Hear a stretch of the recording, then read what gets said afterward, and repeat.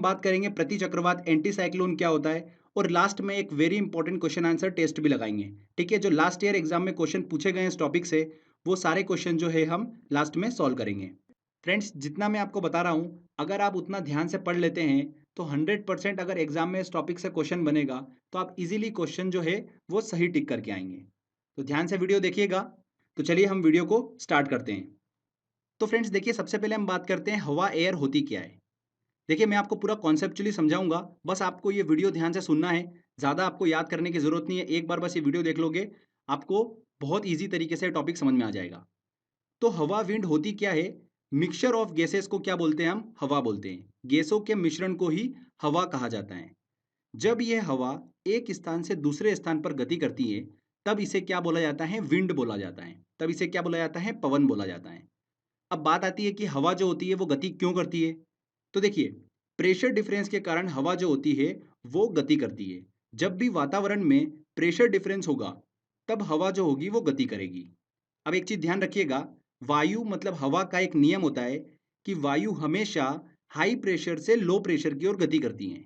Okay, high pressure से low pressure की ओर गति करती है हवा। देखिए, इसको याद करने का मैं आपको सिंपल सा तरीका बताता हूँ। स्टूडेंट जो होते हैं वो एग्जाम को लेकर हाई प्रेशर में होते हैं। ठीक है, तो वो हाई प्रेशर की कंडीशन में क्या करते हैं? अपने फ्रेंड्स से बातचीत करेंगे या फिर अपने पेरेंट्स से बातचीत करेंगे। तो वो क्या करते हैं? हाई प्रेशर से लो प्रेशर में जाने की कोशिश करते हैं कि मेरा प्रेशर थोड़ा सा रिलीज हो जाए। मैं अपने फ्रेंड सर्कल से एक बार बातचीत कर लेता हूँ तो मेरा प्रेशर जो होगा वो रिलीज हो जाएगा। तो देखिए, इंसानों की प्रवृत्ति भी यही होती है कि वो हाई प्रेशर से लो प्रेशर की ओर जाने की कोशिश करता है। उसी तरीके से हवा भी जो होती है वो हाई प्रेशर से लो प्रेशर की ओर चलती है। ठीक है फ्रेंड्स, समझ में आया आपको? बहुत ही बेसिक कॉन्सेप्ट है। तो फ्रेंड्स देखिए, यहाँ पर हमने बात करी एयर प्रेशर की, मतलब वायु दाब की। तो उससे रिलेटेड एक पॉइंट ध्यान रखिएगा कि वायु दाब को बैरोमीटर का उपयोग करके मापा जाता है। किस यंत्र की हेल्प से? बैरोमीटर का उपयोग करके वायु दाब को मापा जाता है। बैरोमीटर में जब पारा अचानक से गिरता है तो वो तूफान आने का संकेत देता है। जब पारा धीरे धीरे बैरोमीटर में बढ़ने लगता है, तब वह प्रति चक्रवात मतलब एंटी साइक्लोन का संकेत देता है। ठीक है, मतलब मौसम साफ होने वाला है। ये हम आगे समझेंगे। अभी बस इतना ध्यान रखिए कि बैरोमीटर में जब भी पारा धीरे धीरे बढ़ता है तो वो साफ मौसम का संकेत देता है, और जब पारा अचानक से गिर कर फिर धीरे धीरे बढ़ता है तो वो बारिश का संकेत देता है। Clear friends? तो बस ध्यान रखिएगा, वायु दाब को बैरोमीटर की सहायता से मापा जाता है।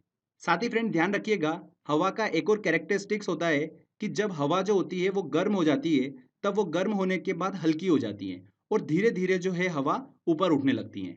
वायु गर्म होने पर हल्की होकर धीरे धीरे ऊपर उठने लगती हैं। आगे देखिए फ्रेंड, यहाँ पर हम प्रेशर की बात कर रहे हैं, तो देखिए प्रेशर का एक रिलेशन होता है टेम्परेचर से। उसको आपको पता होना चाहिए। प्रेशर जो होता है वो टेम्परेचर के इन्वर्स होता है। जब भी प्रेशर बढ़ेगा तब टेम्परेचर कम हो जाता है। जब भी प्रेशर कम होगा तब टेम्परेचर बढ़ जाता है। ठीक है, ये इन्वर्स रिलेशन होता है दोनों के बीच में। देखिए, यूपीपीसीएस 2015 में इससे रिलेटेड एक क्वेश्चन पूछा था कि पृथ्वी पर वायुदाब कम कब होता है। तो पृथ्वी पर वायुदाब मतलब एयर प्रेशर कम कब होगा? प्रेशर को कम करना मतलब टेम्परेचर बढ़ेगा। मतलब ग्रीष्म ऋतु में टेम्परेचर बढ़ता है। तो ग्रीष्म ऋतु में पृथ्वी पर वायुदाब जो होता है वो कम होता है। बेसिक कॉन्सेप्ट से देखिए क्वेश्चन यहाँ पर एग्जाम में पूछ लेते हैं, तो ध्यान रखिएगा इस चीज को। तो ये हमने देखिए बात करी हवा के कैरेक्टरिस्टिक्स की। आई होप आपको समझ में आया होगा। अब देखिए फ्रेंड्स, हम आगे बात करते हैं कि चक्रवात होता क्या है, साइक्लोन क्या होता है और इसकी उत्पत्ति कैसे होती है। ठीक है, तो इसकी डेफिनेशन हम बाद में डिस्कस करेंगे। पहले देखिए हम बात करते हैं कि इसकी उत्पत्ति कैसे होती है। तो देखिए फ्रेंड्स, पृथ्वी जब सूर्य के प्रकाश के कारण गर्म हो जाती है, तब पृथ्वी पर मौजूद वायु जो है वो गर्म हो जाती है। और गर्म होने के बाद देखिए वायु क्या हो जाती है? हल्की हो जाती है और ऊपर उठने लगती है। जब वायु ऊपर की ओर उठ जाती है, तब वहां पर देखिए निम्न दाब का एक क्षेत्र बन जाता है, जो रिक्त स्थान बन जाता है। ठीक है, जो स्पेस क्रिएट हो जाता है, वहां पर देखिए निम्न दाब का एक क्षेत्र बन जाता है। लो प्रेशर सेंटर जो है वहां पर जनरेट हो जाता है। तब देखिए जो आसपास की हाई प्रेशर वाली जो हवा है वो निम्न दाब की ओर गति करने लगती है। जब भी प्रेशर डिफरेंस होगा, हवा जो होगी वो गति करेगी, हमने पढ़ रखा है। ठीक है ना फ्रेंड्स? तो हाई प्रेशर से लो प्रेशर की ओर हवा जो है वो गति करने लगती है। अब एक चीज ध्यान रखिएगा, हवा जो होती है वो सीधे हाई प्रेशर से लो प्रेशर की ओर गति नहीं करती है। देखिए फ्रेंड्स, यहाँ पर एक कॉन्सेप्ट है। पृथ्वी की घूर्णन गति के कारण, जो पृथ्वी अपने अक्ष पर घूमती है, उसके कारण देखिए कोरियोलिसिस बल जो है वो क्रिएट होता है और वो बल जो होता है वो वायु को क्या करता है, चक्रीय गति प्रदान करता है। ओके फ्रेंड्स, इसलिए वायु जो है हाई प्रेशर से लो प्रेशर की ओर जाने पर चक्करदार मार्ग पर गति करने लगती है, जिसे ही हम क्या बोलते हैं, चक्रवात कहते हैं। सिंपल सी बात है, देखिए नाम से स्पष्ट हो रहा है। ठीक है, चक्करदार हवाएं मतलब चक्रवात। क्लियर? तो आपको यहाँ पर देखिए समझ में आया होगा कि चक्रवात के सेंटर में जो है वहां पर निम्न दाब का क्षेत्र होता है और बाहर की ओर जो होता है वो हाई प्रेशर का होता है, क्योंकि हाई प्रेशर से लो प्रेशर की ओर हवाएं जो है वो गति करती है। समझ में आया आपको? बहुत ही सिंपल कॉन्सेप्ट है। चक्रवात के सेंटर में लो प्रेशर है, बाहर की ओर हाई प्रेशर है। लो प्रेशर क्यों क्रिएट हुआ? देखिए यहाँ पर सूर्य के प्रकाश के कारण पृथ्वी पर मौजूद वायु गर्म होकर ऊपर उठने लगती है। तब आसपास की जो ठंडी हवाएं हैं, मतलब हाई प्रेशर वाली जो हवाएं हैं, वो लो प्रेशर की ओर गति करने लगती है। ठीक है, इसलिए चक्रवात के सेंटर में लो प्रेशर होता है और आसपास जो होता है वहां पर हाई प्रेशर होता है। ठीक है फ्रेंड्स, बहुत ही क्लियर है। एसएससी में क्वेश्चन यहाँ से पूछ लिया गया था, इस चीज को ध्यान रखिएगा। अब देखिए यहाँ पर हमने एक फोर्स की बात करी, कोरियोलिसिस बल। ठीक है, कोरियोलिसिस फोर्स ये क्या होता है, बहुत ही इंपॉर्टेंट कॉन्सेप्ट है इसका, ध्यान से समझिएगा। यहाँ से भी एग्जाम में क्वेश्चन पूछा गया था। देखिए, पृथ्वी जैसा कि आपको पता है कि अपने अक्ष पर घूर्णन करती है। इस घूर्णन के कारण वायु की दिशा में डिफ्लेक्शन मतलब विक्षेप देखने को मिलता है। सबसे पहले इस विक्षेप को, डिफ्लेक्शन का अध्ययन किसने करा था? जीजी कोरियोलिसिस ने किया था। इसलिए इस विक्षेपण फोर्स को, इस विक्षेपण बल को, डिफ्लेक्शन को क्या कहा गया? कोरियोलिसिस बल कहा गया। अब देखिए फ्रेंड्स, जीजी कोरियोलिसिस ने क्या देखा, जो हमारी पृथ्वी है वो उत्तरी गोलार्ध और दक्षिणी गोलार्ध में बटी हुई है। ठीक है, पहले भी हम डिस्कस कर चुके हैं। तो उत्तरी गोलार्ध में गतिशील वस्तु जो होती है, जैसे कि पवन, पक्षी, मिसाइल, गोली, ये सब जो गतिशील वस्तु होती है, इस बल के प्रभाव के कारण राइट साइड मुड़ जाती है, मतलब अपने दाएं की तरफ में मुड़ जाती है, और दक्षिणी गोलार्ध में वो लेफ्ट साइड को मुड़ जाती है। ठीक है, इस बात का अध्ययन जो है वो किसने करा? जीजी कोरियोलिसिस ने करा। इसीलिए इस डिफ्लेक्शन फोर्स को क्या कहा गया? कोरियोलिसिस बल कहा गया। ठीक है फ्रेंड्स, आई होप आपको समझ में आया होगा। ये कॉन्सेप्ट जो है ये आगे यूज होने वाला है, तो इस चीज को ध्यान रखिएगा। उत्तरी गोलार्ध में गतिशील वस्तु जो है इस बल के प्रभाव के कारण अपने राइट साइड की ओर मुड़ जाती है और दक्षिणी गोलार्ध में लेफ्ट साइड की ओर मुड़ जाती है। आगे जो हम डिस्कस करने वाले हैं कि चक्रवात में हवा की डायरेक्शन क्या होती है, एंटी साइक्लोन में हवा की डायरेक्शन क्या होती है, वो बड़ी आसानी से आप निकाल पाएंगे अगर आपको ये कॉन्सेप्ट क्लियर होगा तो ये हमने समझ लिया चक्रवात क्या होता है, इसकी उत्पत्ति कैसे होती है। ठीक है, आगे अब बात करते हैं चक्रवात के प्रकारों की। तो देखिए फ्रेंड्स, चक्रवात के दो प्रकार होते हैं, एक होता है उष्णकटिबंधीय चक्रवात और एक होता है शीतोष्ण चक्रवात। ओके, ट्रॉपिकल साइक्लोन और टेम्परेट साइक्लोन। चलिए इनको हम समझ लेते हैं। तो देखिए ये हमारी पृथ्वी है, इसके सेंटर में 0 डिग्री अक्षांश मतलब भूमध्य रेखा, जिसे इक्वेटर बोलते हैं। उत्तरी गोलार्ध में देखिए 23.5 डिग्री अक्षांश, जिसे कर्क रेखा बोलते हैं, ट्रॉपिक ऑफ कैंसर। दक्षिणी गोलार्ध में देखिए 23.5 डिग्री अक्षांश, इसे क्या बोलते हैं? मकर रेखा, ट्रॉपिक ऑफ कैप्रिकॉन। तो कर्क रेखा और मकर रेखा के बीच का जो क्षेत्र होता है इसे ही हम क्या बोलते हैं? उष्णकटिबंधीय क्षेत्र बोलते हैं। ठीक है, अब देखिए फ्रेंड्स, उत्तरी गोलार्ध और दक्षिणी गोलार्ध में 23.5 डिग्री से लेकर 66.5 डिग्री तक जो क्षेत्र होता है उसे हम क्या बोलते हैं? शीतोष्ण कटिबंधीय क्षेत्र बोलते हैं। ओके, और देखिए फ्रेंड्स, 66.5 डिग्री से लेकर ध्रुव तक का जो एरिया होता है उसे हम क्या बोलते हैं? शीत कटिबंधीय क्षेत्र बोलते हैं। ठीक है फ्रेंड्स, पोल तक का जो एरिया होता है उसे हम क्या बोलते हैं? शीत कटिबंधीय क्षेत्र बोलते हैं। अब देखिए, उष्ण कटिबंधीय चक्रवात और शीतोष्ण कटिबंधीय चक्रवात किसे बोलेंगे? बहुत ही सिंपल है, वे चक्रवात जो कर्क रेखा और मकर रेखा के बीच में मतलब उष्ण कटिबंधीय क्षेत्र में पैदा होते हैं उसे क्या बोलते हैं? हम उष्ण कटिबंधीय चक्रवात कहते हैं। 35 डिग्री से लेकर 65 डिग्री अक्षांशों के बीच आने वाले चक्रवातों को क्या बोलते हैं? शीतोष्ण कटिबंधीय चक्रवात कहते हैं। बहुत ही सिंपल है, शीतोष्ण कटिबंधीय क्षेत्र में आने वाले चक्रवातों को क्या बोलते हैं? शीतोष्ण कटिबंधीय चक्रवात कहते हैं। 35 डिग्री से लेकर 65 डिग्री अक्षांशों के बीच में। ठीक है, उत्तरी गोलार्ध और दक्षिणी गोलार्ध दोनों में। आगे देखिए फ्रेंड्स, हम बात करते हैं कि चक्रवात के दौरान वायु की दिशा जो होती है वो क्या होती है। यहां से भी एग्जाम में देखिए क्वेश्चन बन जाता है, काफी इंपॉर्टेंट है। यहाँ पर देखिए जो मैंने आपको कॉन्सेप्ट बताया था कोरियोलिसिस बल का, वो यहाँ पर यूज होने वाला है। जीजी कोरियोलिसिस ने देखिए क्या बोला था कि जब भी हवा उत्तरी गोलार्ध में हाई प्रेशर से लो प्रेशर की ओर गति करती है तो वो अपने राइट साइड मतलब दाएं तरफ की ओर मुड़ जाती है। ठीक है फ्रेंड्स, मतलब उसमें डिफ्लेक्शन देखा जाता है राइट साइड की ओर। तो देखिए यहाँ पर राइट साइड की ओर हवा जो होती है वो मुड़ जाती है। अब देखिए इस सर्कल को आप पूरा करिए। तो देखिए ये क्या बना यहाँ पर, घड़ी की सुई के विपरीत डायरेक्शन में। मतलब उत्तरी गोलार्ध में चक्रवात के दौरान हवा की जो डायरेक्शन होगी वो घड़ी की सुई के विपरीत होती है। समझ में आया आपको? ऐसे ही देखिए दक्षिणी गोलार्ध में बात करते हैं। कोरोलिसिस बल के कारण हवा जो होती है वो लेफ्ट की ओर मुड़ जाती है। ठीक है, हाई प्रेशर से लो प्रेशर की तरफ चक्रवात के दौरान हवा जब जाती है तब वो सीधे जाने की बजाय अपने लेफ्ट की ओर थोड़ा सा मुड़ जाती है। उसमें लेफ्ट की ओर विक्षेपण देखने को मिलता है। तो देखिए फ्रेंड्स, अब इस सर्कल को आप कंप्लीट करिए। तो घड़ी की सुई के देखिए दिशा में ये हमारा कंप्लीट होता है। मतलब दक्षिणी गोलार्ध में चक्रवात के दौरान हवा की जो डायरेक्शन होगी घड़ी के सुई के अनुकूल होगी। क्लियर? बहुत ही इंपॉर्टेंट है ये। आई होप आपको समझ में आया होगा। कुछ भी डायरेक्शन आपको याद करने की ज़रूरत नहीं है। अगर आपको बेसिक कॉन्सेप्ट पता है कोरिलेसिस बल का तो आप बहुत ही आसानी से निकाल पाएंगे। आगे फ्रेंड्स हम बात करते हैं विश्व के प्रमुख चक्रवातों के नाम की। तो देखिए फ्रेंड्स, भारत के आसपास समुद्री क्षेत्र में जो चक्रवात आते हैं उसे क्या बोलते हैं हम, साइक्लोन, मतलब नॉर्मली चक्रवात के नाम से जानते हैं।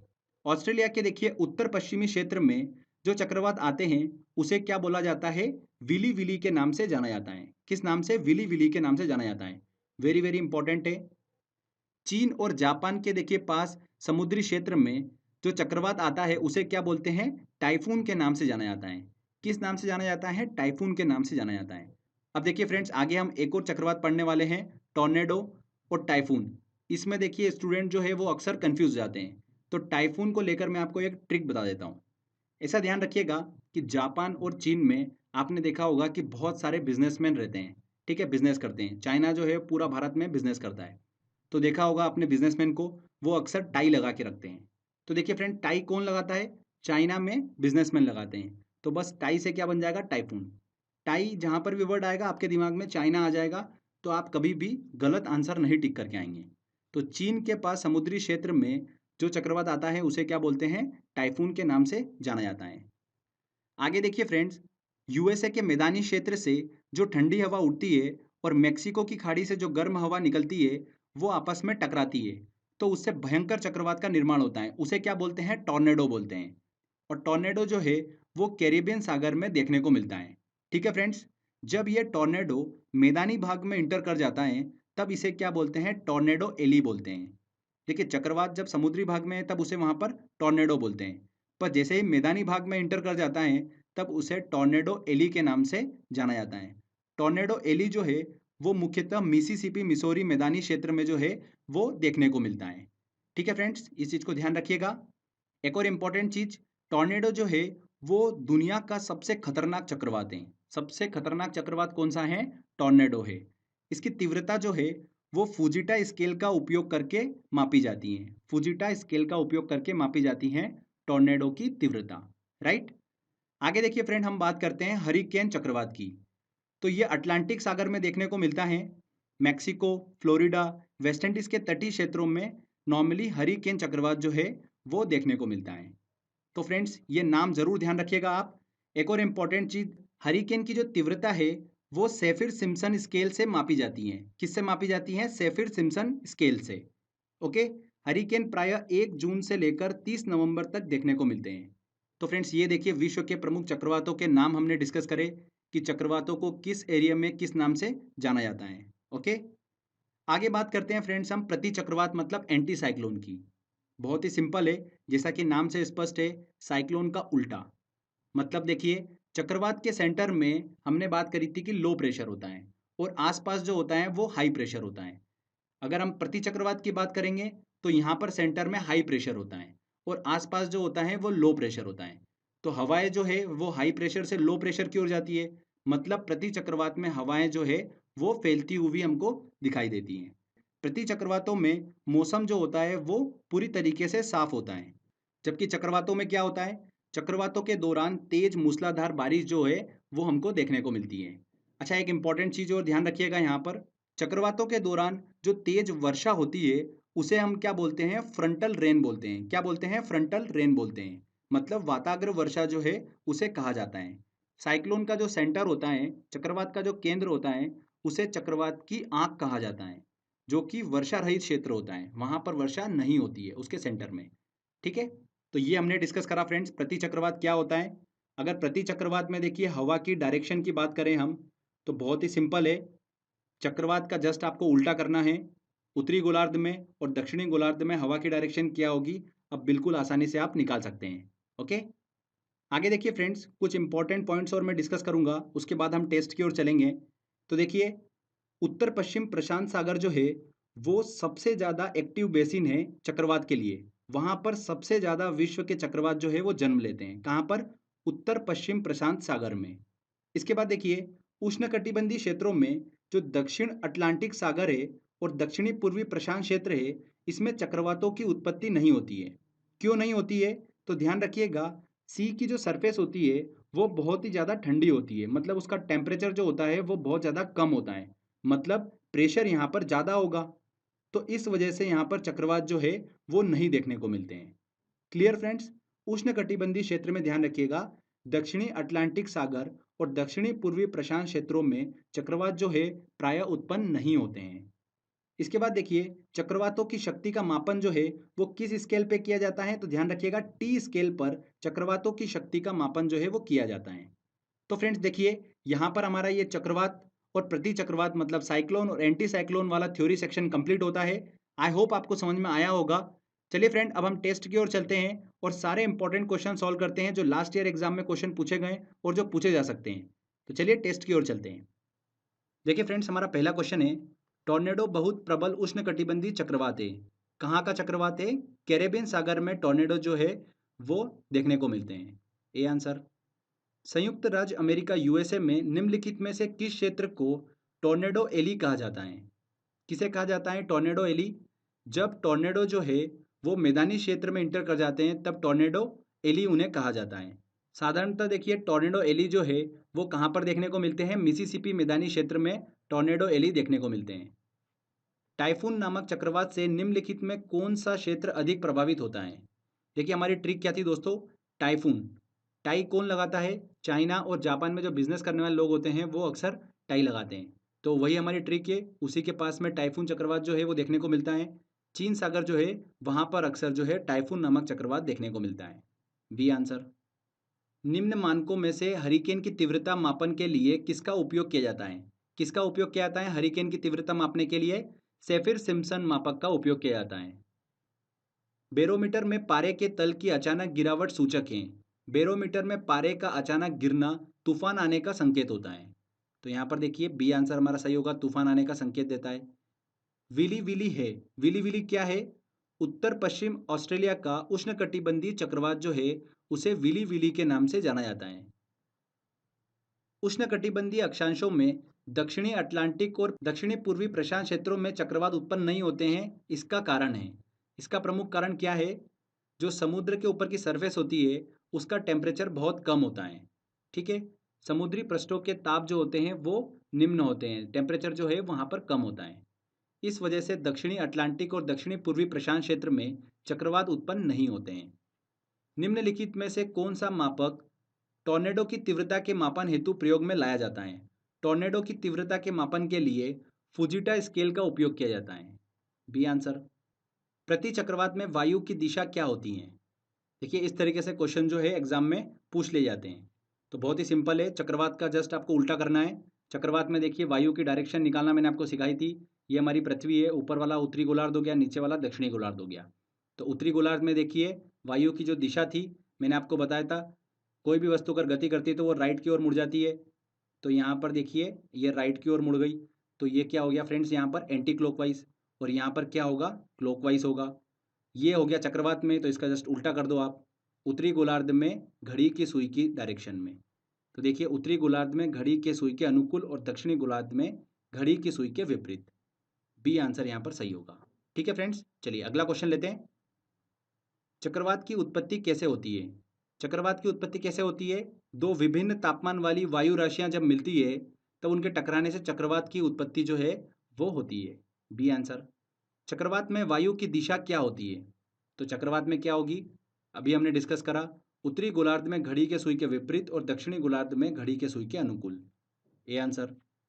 फ्रंटल वर्षा, वाताग्र वर्षा किस कारण होती है? तो चक्रवात की गतिविधि के कारण जो वर्षा होती है उसे क्या बोलते हैं? फ्रंटल वर्षा बोलते हैं, फ्रंटल रेन कहा जाता है। ठीक है, तो यहाँ पर सी आंसर। टी स्केल पर निम्न में से किसका मापन किया जाता है? टी स्केल पर चक्रवातों की शक्ति का मापन किया जाता है। जापान चीन सागर में जो उष्णकटिबंधीय चक्रवात आते हैं उन्हें क्या कहा जाता है? जापान और चीन सागर में देखिए जो उष्णकटिबंधीय चक्रवात देखने को मिलते हैं उन्हें टाइफून कहा जाता है। टॉर्नेडो को लेकर कंफ्यूज मत होइएगा, टाइफून उन्हें कहा जाता है। प्रति चक्रवात एंटी साइक्लोन की विशेषता होती है, क्या होती है? स्वच्छ आसमान जो होता है वो एंटी साइक्लोन की विशेषता होती है। उच्च दबाव वाली हवाएं जो केंद्र से बाहर की ओर चलती है उन्हें क्या कहते हैं? क्या कहते हैं फ्रेंड्स? चक्रवात में देखिए सेंटर में लो प्रेशर होता है और बाहर जो होता है वो हाई प्रेशर होता है। तो चक्रवात में हाई प्रेशर से लो प्रेशर की ओर हवाएं चलती है, मतलब बाहर से केंद्र की ओर। और एंटी साइक्लोन में प्रति चक्रवात में सेंटर में हाई प्रेशर होता है और बाहर जो होता है वो लो प्रेशर होता है, तो केंद्र से बाहर की ओर हवाएं चलती है। ठीक है ना? तो केंद्र से बाहर की ओर हवाएं चलती है प्रति चक्रवात में। अगला देखिए, चक्रवात कब होता है? चक्रवात का निर्माण कब होगा? जब केंद्र में दाब निम्न होगा और चारों ओर दाब उच्च होगा, मतलब ए आंसर। जब केंद्र में निम्न दाब और चारों ओर उच्च दाब होता है तब चक्रवात का निर्माण होता है। टॉर्नेडो है, टॉर्नेडो क्या है? एक प्रकार का चक्रवात है, उसके केंद्र में क्या होगा? निम्न दाब होगा, तो एक अति निम्न दाब का केंद्र होता है टॉर्नेडो। B answer. प्रति चक्रवात में वायु दाब कहाँ अधिक होता है?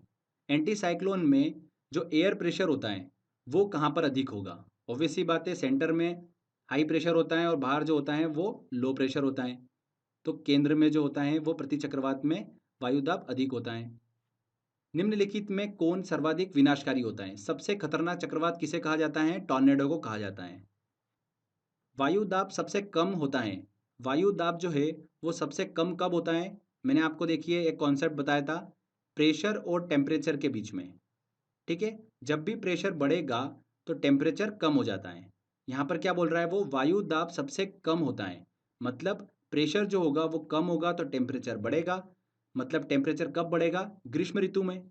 तो ग्रीष्म ऋतु में वायु दाब जो है वो सबसे कम होता है। डी आंसर, बेसिक कॉन्सेप्ट था। चलिए अगला क्वेश्चन लेते हैं। सूची 1 को सूची 2 से सुमेलित कीजिए। ऑस्ट्रेलिया में देखिए व्हीली व्हीली चक्रवात, चीन में कौन सा? टाइफून, भारत में देखिए कौन सा? चक्रवात, और यूएसए संयुक्त राज्य अमेरिका में कौन सा? हरिकेन। तो ये हो गया देखिए हमारा 2, 3, 4 और 1। तो यहाँ पर देखिए 2, 3, 4, 1, ए आंसर सही होगा। दक्षिणी गोलार्ध में पवन के बाईं ओर विचलन का क्या कारण होता है? दक्षिणी गोलार्ध में हवा जो होती है वो लेफ्ट साइड डिफ्लेक्ट हो जाती है, उसका क्या कारण होता है? क्या कारण होता है? कोरियोलिसिस बल, जो कि पृथ्वी के घूर्णन के कारण लगता है। तो यहाँ पर सी आंसर बिल्कुल सही होगा। तो देखिए यहाँ पर हमारा टेस्ट वाला सेक्शन कंप्लीट होता है। दोस्तों अगर एग्जाम में इस टॉपिक से क्वेश्चन आएगा तो आप 100% क्वेश्चन जो है वो सही करके आएंगे। तो आई होप आपको ये वीडियो काफ़ी पसंद आया होगा। अगर आपको ये वीडियो अच्छा लगा है तो प्लीज़ वीडियो को लाइक करिए, अपने फ्रेंड्स के साथ में ज़रूर शेयर करिए, और अगर आपने अभी तक चैनल को सब्सक्राइब नहीं करा है तो सब्सक्राइब भी कर लीजिए, क्योंकि इस तरीके के वीडियो जब भी मैं अपलोड करूँगा आपको उसका बेनिफिट मिलता रहेगा। तो फ्रेंड्स मिलते हैं अगले वीडियो में। जय हिंद, जय भारत।